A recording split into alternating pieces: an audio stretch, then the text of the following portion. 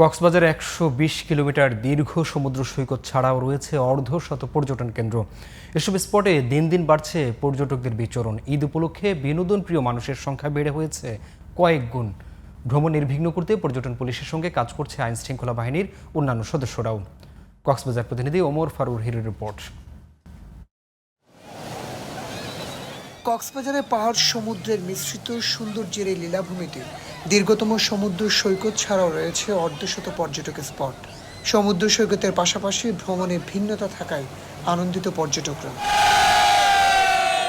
রামুর ঐতিহ্যবাহী বৌদ্ধবিহারের ১০০ ফুট দীর্ঘ এশিয়ার সর্ববৃহৎ গৌতম বুদ্ধের মূর্তি, একমাত্র প্রবাল দ্বীপ সেন্ট মার্টিন, মহেশখালীর আদিনাথ মন্দির, পাহাড়বিহীন দ্বীপ উপজেলা কুতুবদিয়ার বাতিঘর সহ বিভিন্ন স্পটে ভ্রমণ করতে পেরে খুশি পর্যটকরা। কক্সবাজার অ্যাকচুয়ালি সমুদ্র সৈকত দেখতেই সবাই আসে, তবে এর বাইরেও যে টুরিস্ট এরিয়াগুলো আছে আমার মনে হয় এগুলো যদি সবাই ভিজিট করে সে ভালো লাগবে। আসলে অনেকদিন ধরে নাম শুনতেছি যে ১০০ স্বর্ণ মন্দির, এই বুদ্ধ মন্দির, এই মন্দিরটা দেখার জন্য আমার খুব অনেকদিন ধরে ইচ্ছা ছিল। এখানে এসেছি ১০০ ফুট বৌদ্ধ মন্দির।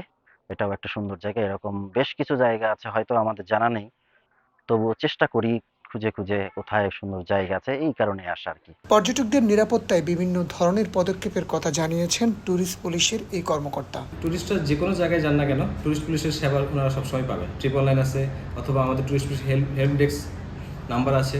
যে কোনো জায়গায় যে কোনো সময় যে কোনো পর্যটক যখনই ফোন করেন, কোনো বিপদে পড়েন না কেন, যে কোনো হেল্প, বিপদ ছাড়াও যে কোনো হেল্পে টুরিস্ট পুলিশ সবসময় পর্যটকদের পাশে আছে।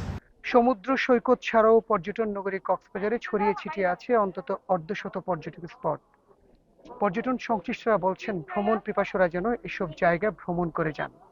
ট্যুরিস্ট পুলিশ থেকে শুরু করে সকলেরই প্রত্যাশা পর্যটকরা যেন নিরাপদ ভ্রমণ শেষে বাড়ি ফিরতে পারেন। Omar Faruk Hiru, GTV news, Cox's Bazar.